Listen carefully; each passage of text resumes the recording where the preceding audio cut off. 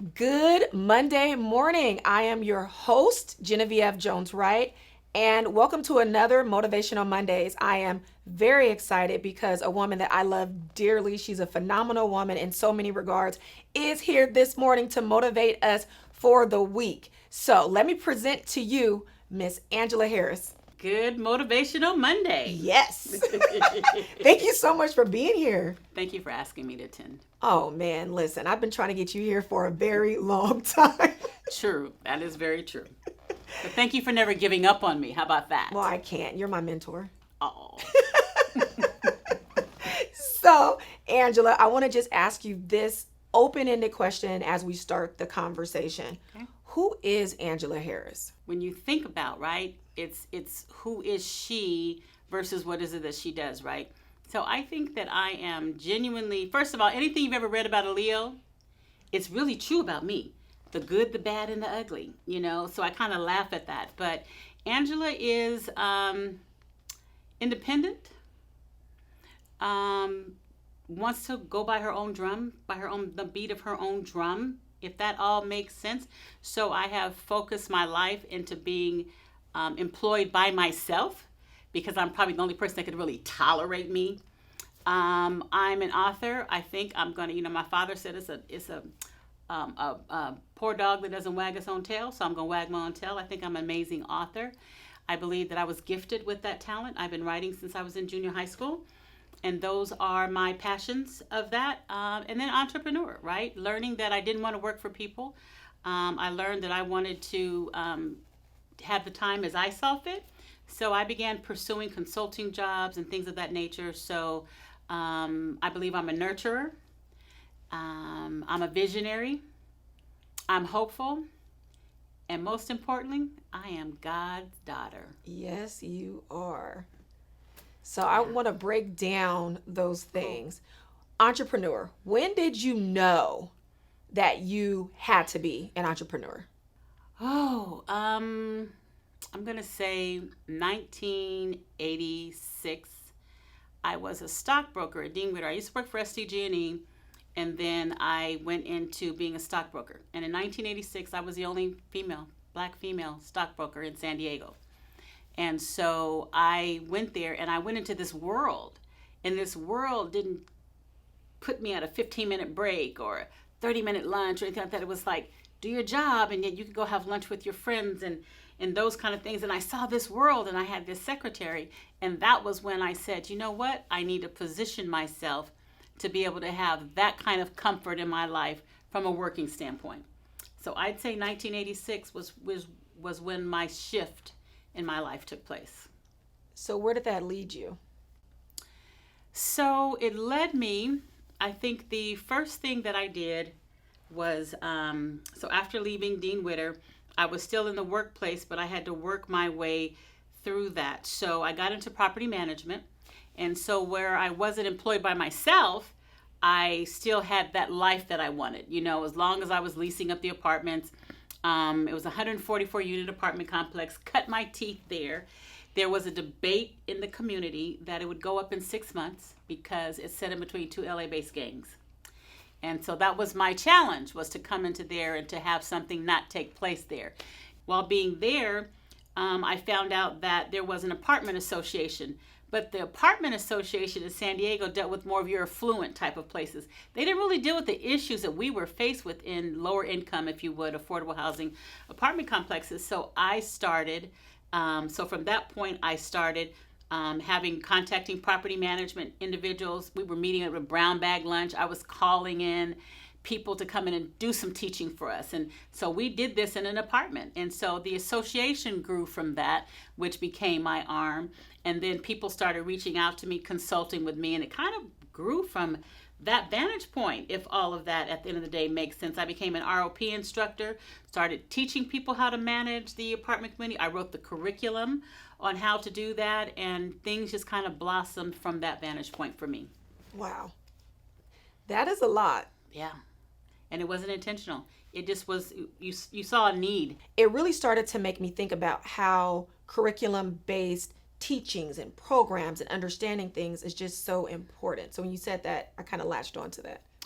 The curriculum was important because sometimes it has a place when people can actually see it, where they actually can go home, they can digest it. I tend to do real life scenarios in there. So in my curriculum, it's dealing with real life issues that you encounter with the resident, and it teaches you the skills on how to deal with that situation. Because in the affordable housing community, they teach you how to manage the brick and mortar. Very seldom do they teach you how to manage some of the real life issues that are there.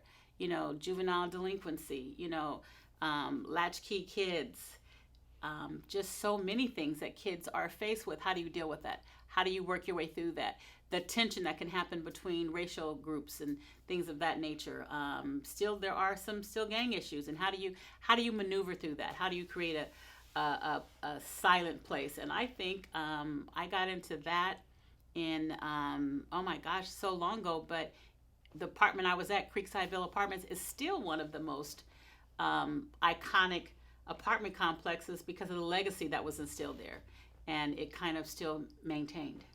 The one on 47th Street? Yes. Oh, yeah. Yes. Southeast San Diego girl, so. Girl, I tell you, one of my greatest memories was I started Young Ladies of Distinction there. And one of the owners gave me an apartment, and we would have meetings there and trainings, and I'd bring other women there to speak to the women. And my friend, who used to run the La Costa Spa, he had a day for the ladies, for the girls. Wow. And so we went up there, and they did a spa treatment for them. They gave them a free lunch and took them around. And so it was realizing the opportunities that we bring to open up the horizons for many individuals. I love the connections you have. I need to get up to La Costa, so. I can definitely make that. I'm sure he could definitely make that happen. Awesome. I want to talk about another writing that you do and have been doing, and also a new book that we see right here. I want to talk to you about you being an author. Jen, you and I, we have conversations, not necessarily on a regular basis, but we talk about our calling, right? So I know I was gifted with, I've never taken a creative writing class. I do not plot out my novels. I do go in with a concept, and then it just evolves from there.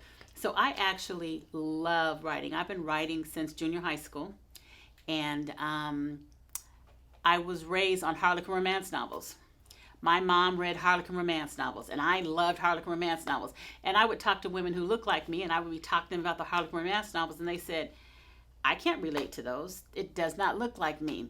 And honest to goodness, when I first began writing for women of color, this was before there was more of a venue for them, but Harlequin romance novels told me that Black women were content reading about white women, but that the reverse was not true. I actually even spoke with Susan Taylor at Essence. This was a day before she was really all that. And I say that respectfully, but she answered the phone when I called.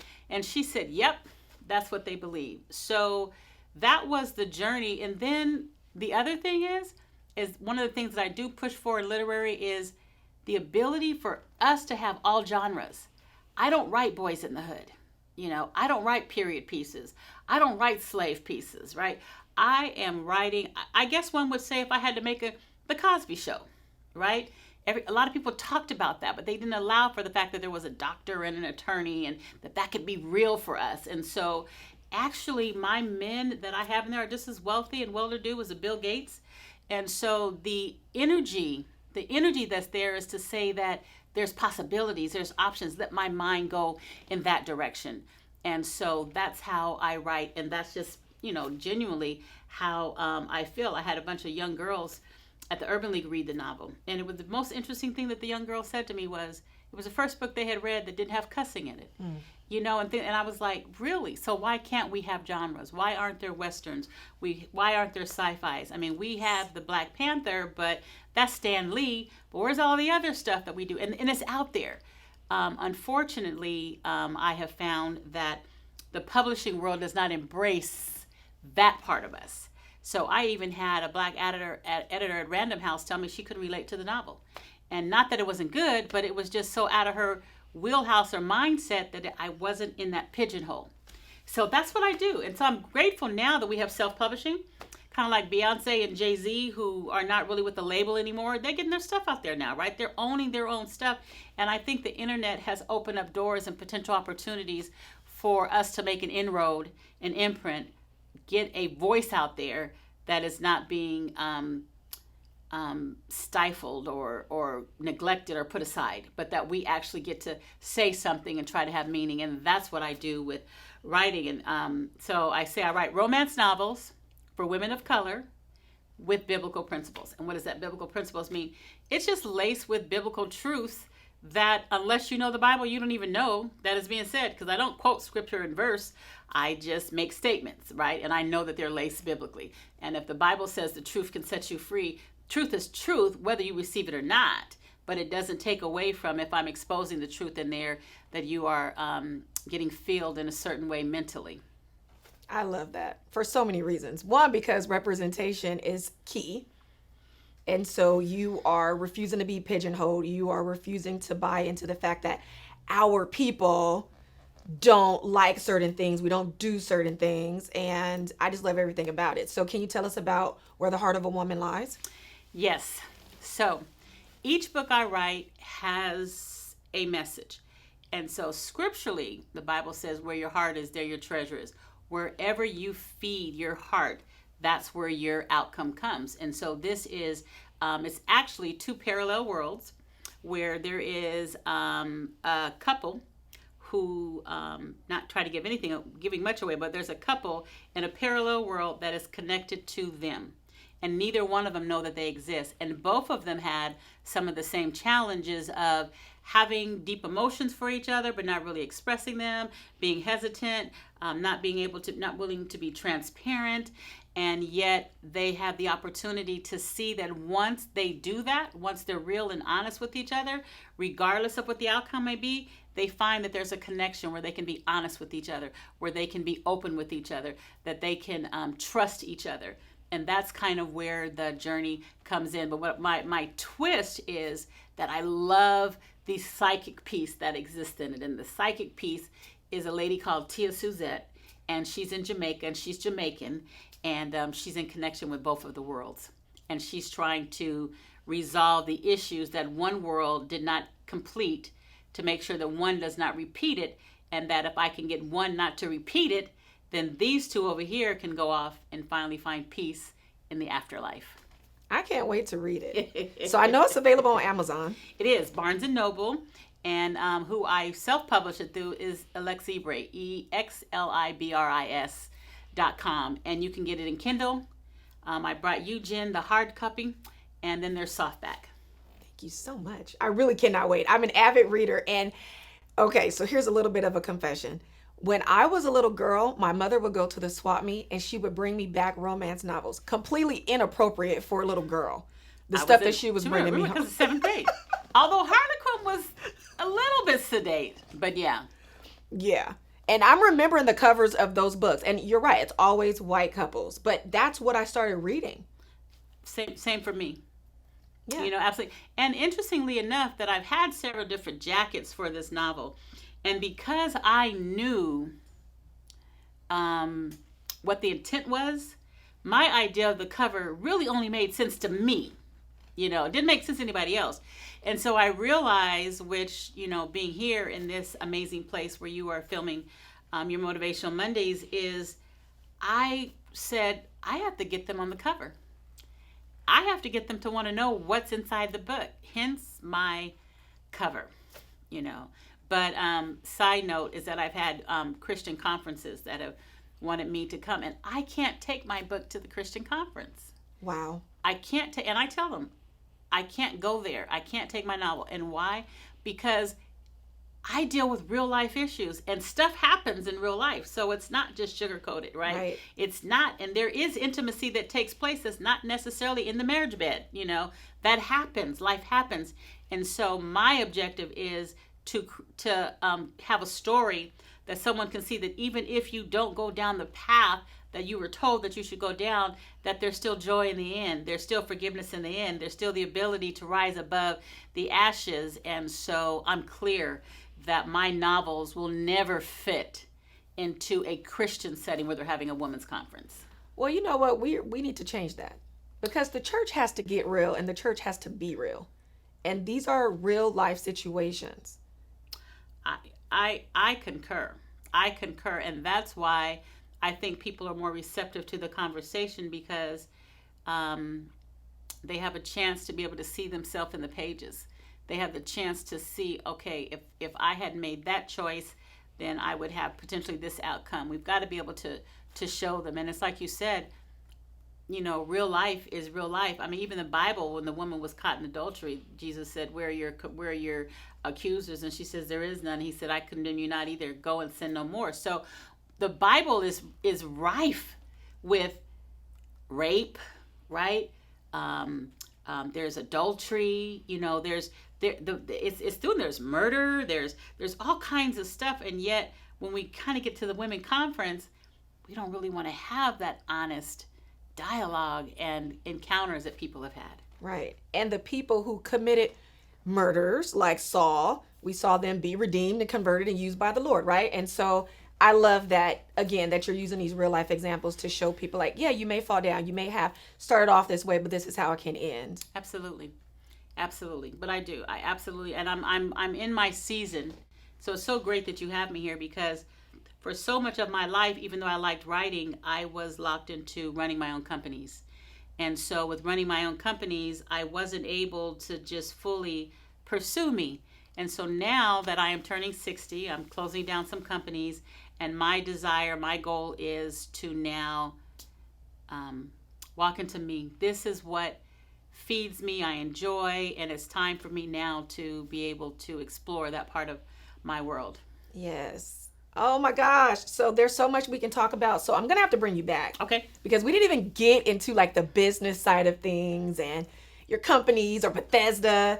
But right. Oh my God, Jen. Bethesda. Right? That's a whole conversation whole in and of itself. So I'm going to have you come back. But while I have you here, I want to tell you that I don't call people mentors lightly. Okay. And I call you my mentor because you really are. And because before you ever knew you were my mentor, I was looking at the steps that you took and how you have really built your own life and built on your dreams and built on your passions and built on what God has given you. And for me, that is just extraordinary. Like, people can talk it, but nobody really walks it. And so I honor that in you. And I promise you that I adore you so much beyond words. Like, you will never know how much you have inspired me to just go to the next level. So I wanted to make sure that I told you that.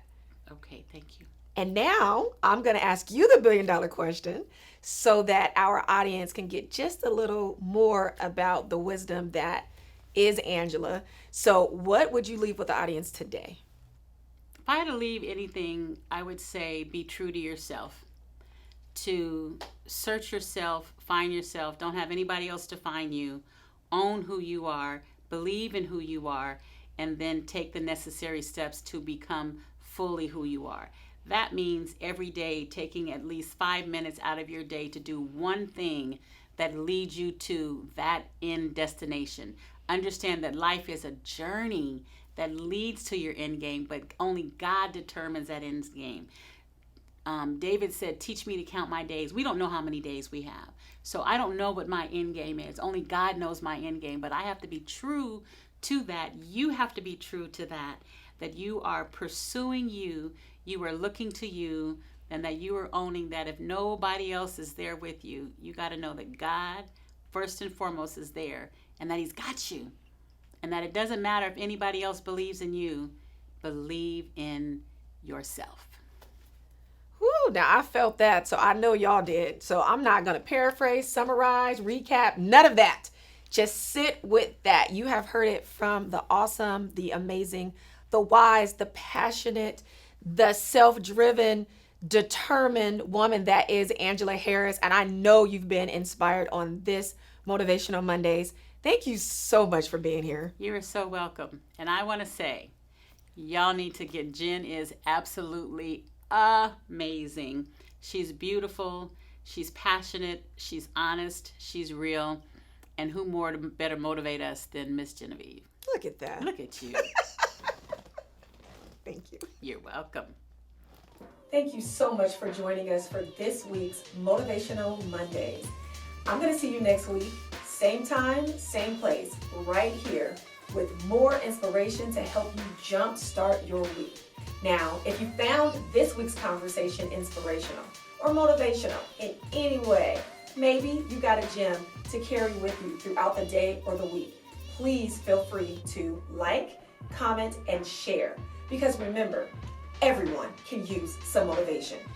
And if you haven't already, please subscribe. I'll see you next week.